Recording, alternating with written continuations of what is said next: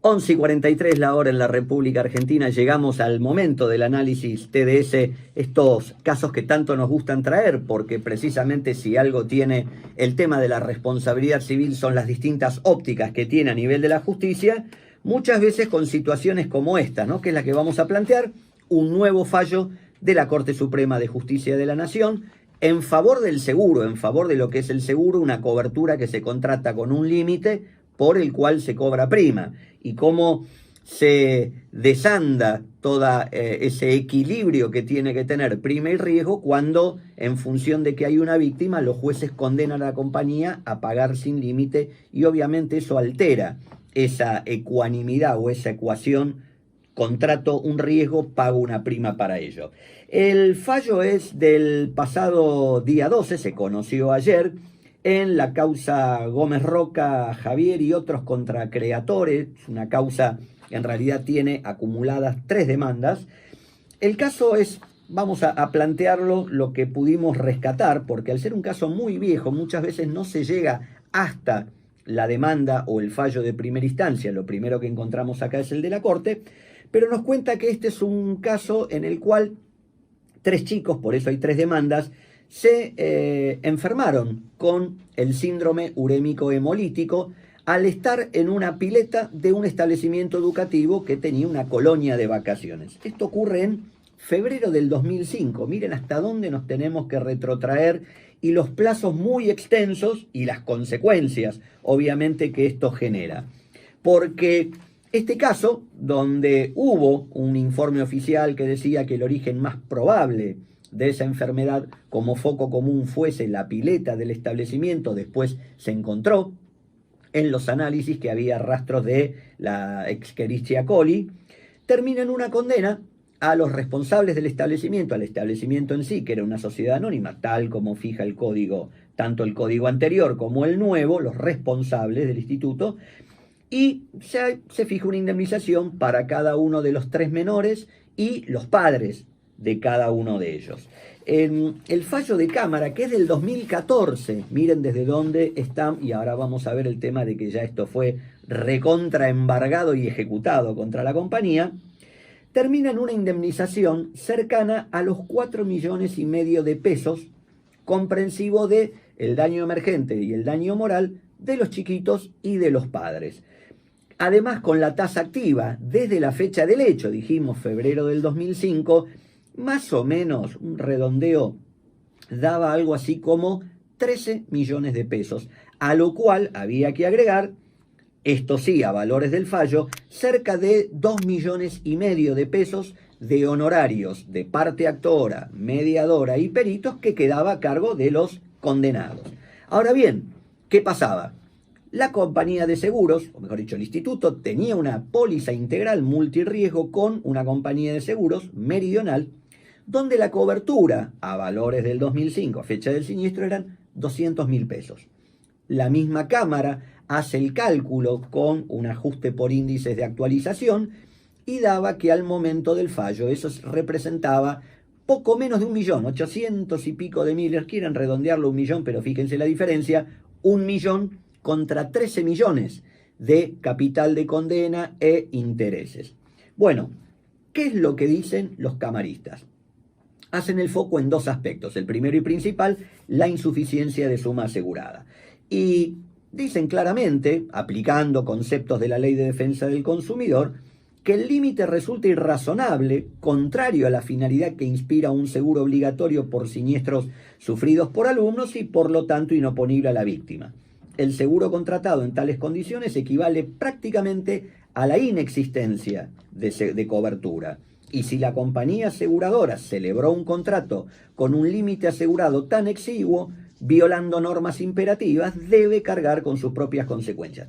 Y acá es interesante esto porque también lo va a mencionar la Corte. Estamos ante un seguro obligatorio, fijado primero por ley al modificarse el artículo 1117 en el año 97, y que cuando después sale el Código Civil y Comercial, también se vuelve a decir que este seguro de instituciones educativas es obligatorio en las condiciones que fije la autoridad correspondiente. Y la autoridad correspondiente, la superintendencia, el año que viene van a ser 25 años que tenemos un seguro obligatorio que nunca fue reglamentado. Ojo con esto, es un tema muy importante de llamado de atención, porque ahí es que tenemos seguros con sumas que después son considerados insuficientes. El otro aspecto a resaltar es que la Cámara también consideró muy opinable y tenía una visión distinta del concepto de si esto se trataba de un siniestro único.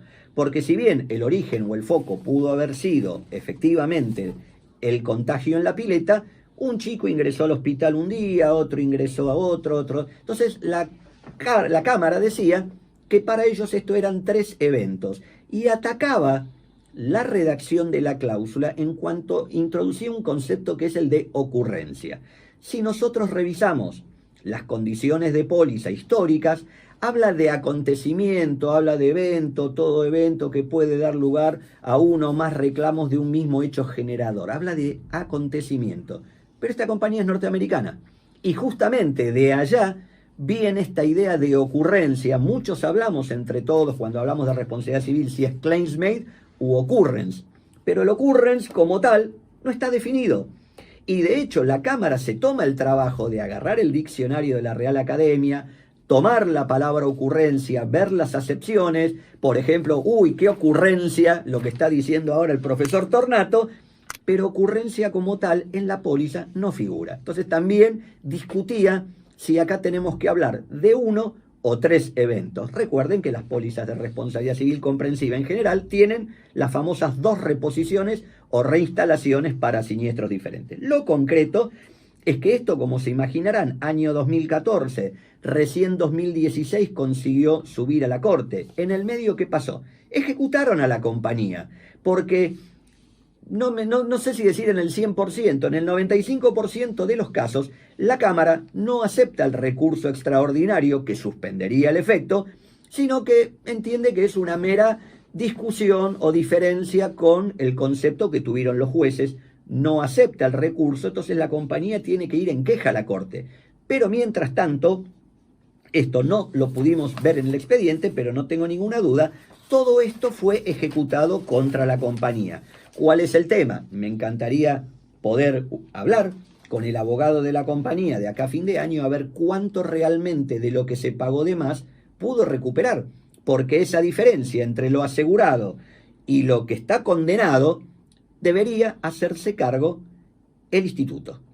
Es fácil, en cierta forma, o es más posible, recuperar indemnizaciones en exceso de los abogados, de los profesionales o de los peritos, no tanto respecto a los padres y quienes fueron los favorecidos con esa indemnización. Pero bueno, llegamos a la Corte. La Corte toma el caso, empieza hablando de cuestiones análogas a Flores, porque Flores tenía que ver con suma asegurada. El fallo Buffoni tenía que ver con una cláusula de exclusión, ¿recuerdan? Bueno, dice y vuelve a recordar que la obligación del asegurador de reparar el daño es de naturaleza contractual, es indemnizar al asegurado por los perjuicios sufridos en este, pero no el daño en sí, sino el contrato de seguro. La compañía no es la que causa el daño, la compañía es la garante de quien causa el daño.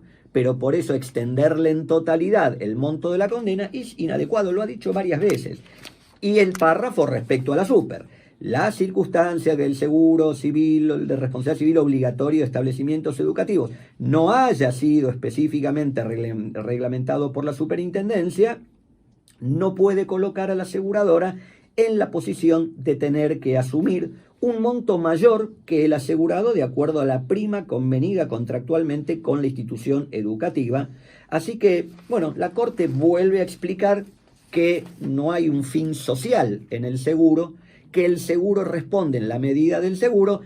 Reitero, el fallo queda muy lindo, pero mientras tanto la compañía tuvo que pagar todo esto por el hecho de no haberle sido aceptado el recurso extraordinario. Probablemente en algún tiempo podamos tener alguna información de cuánto en concreto es lo que pudo recuperar, pero mientras tanto vamos a seguir viendo casos como estos donde las cámaras hablan de Buffoni, hablan de Flores, pero ignoran la postura de la Corte y siguen condenando a las compañías a pagar de más. Entonces, tratemos todos entre mercado, en todo el mercado, digo, de ir hacia sumas aseguradas más elevadas. Acá tenemos un caso que ya dijimos, por un hecho, para mí es un solo hecho, 13 millones era el capital de condena actualizado al año 2014. Seguimos con lo que nos queda de esta emisión de hoy.